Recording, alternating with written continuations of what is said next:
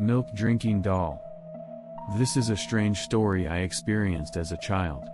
My father was a poor man anyway, and whenever he found broken household items or junk at the nearby garbage dump, he would bring them home, saying that it was a waste.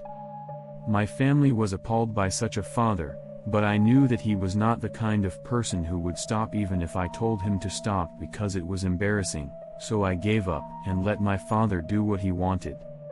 My father would pick up all sorts of things, some of which were so strange that I wanted to say, "Why did you pick them up?" One of them was that doll. One of them was that doll. One day I came home and found a strange doll in my sister and I's room. It was probably my father who had picked it up again. I looked down at the doll with disgust, thinking, how could he pick up such a dirty doll?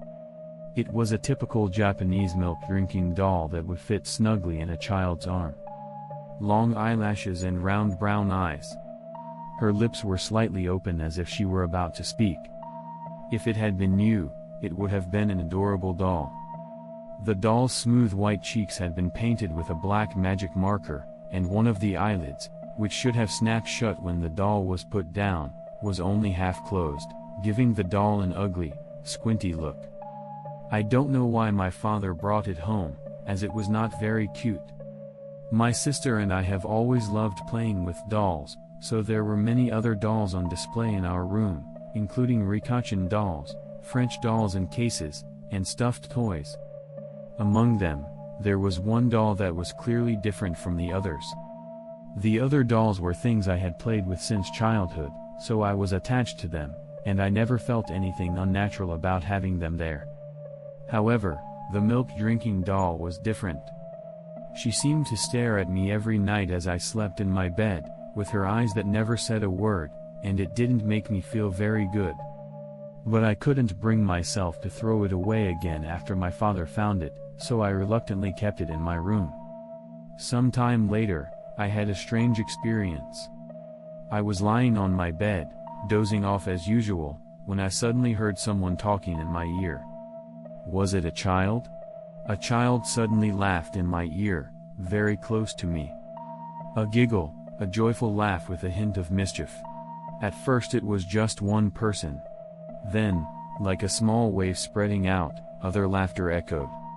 All of them were laughing innocently with a hint of childishness. Then I heard them whispering and talking about something. At first I thought it was the neighborhood kids playing, but there were no children playing outside at this time of night. Moreover, the voice was right next to my ear. At first I couldn't understand what they were saying, but then I started to hear them more and more clearly. Are you asleep? Are you asleep? Are you asleep? Are you asleep? Are you asleep? Are you asleep? Are you asleep? Are you asleep? Even with my eyes closed, I could still firmly feel the presence of someone or something peering into my face from above. And not just one, but multiple gazes. They appeared suddenly and seemed to be checking to see if I was sleeping. Then one of them said something like, "Let's see if you're asleep," one of them said. At that moment, my body was shaking like a fish, and my whole body was covered in hair. I think I probably had goosebumps. My body tensed up with fear like I had never felt before. This is something I must not open my eyes to. If you see them, something bad will surely happen. I knew instinctively that I must not look at them. I instinctively felt that I must not look at them, and I desperately prayed in my heart, "Go away, go away, go away, go away." As usual, the children were still at my bedside, peering into my face and whispering to each other about something. Then I lost consciousness, and when I opened my eyes with a start, it was morning. It was a bad dream to wake up from. I was so relieved that morning had come. But the dream did not end there. From that day on, I began to have similar dreams over and over again. I was asleep in bed. From somewhere, I would hear children laughing and talking. At first it was just talking, but then someone would be pattering noisily around my bedside. What should have been just 2 or 3 people gradually grew into a large group of people talking and running around me happily.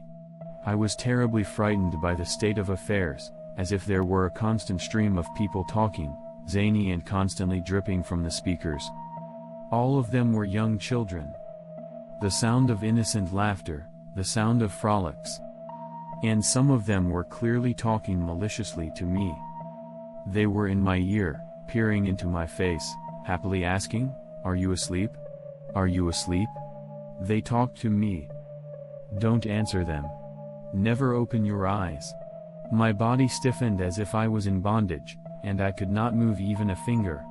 "Go away, go away, go away, go away." I trembled, fighting my fear, and prayed for my awakening from the dream.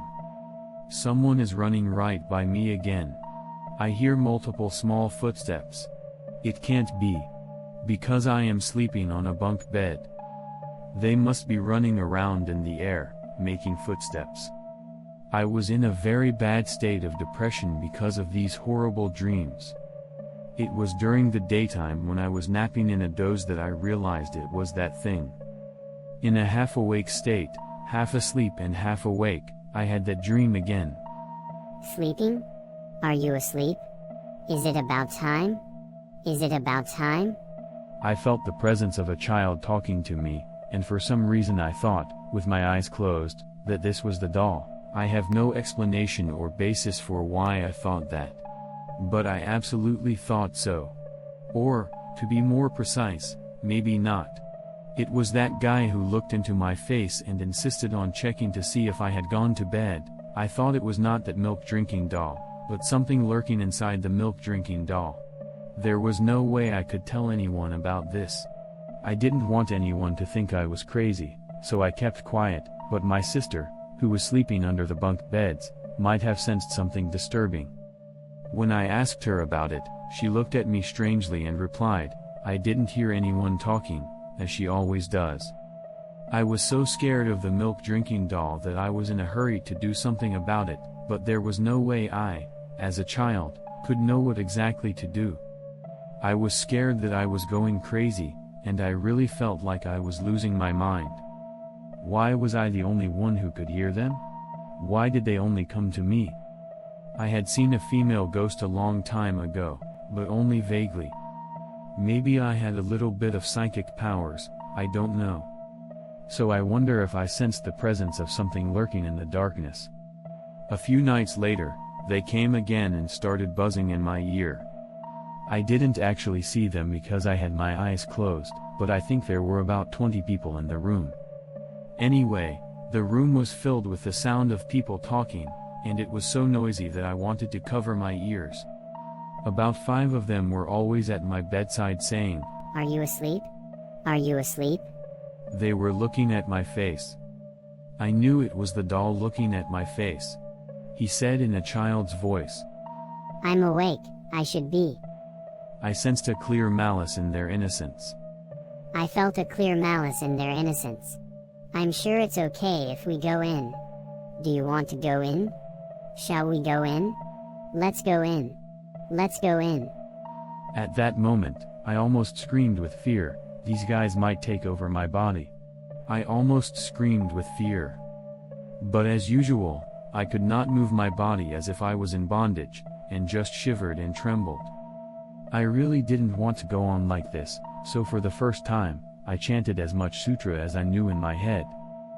I was a child, so I didn't know any real sutras, but I still gathered all the words I knew and chanted frantically. When I came to, it was morning. Even now, I vaguely think that it must have been a dream.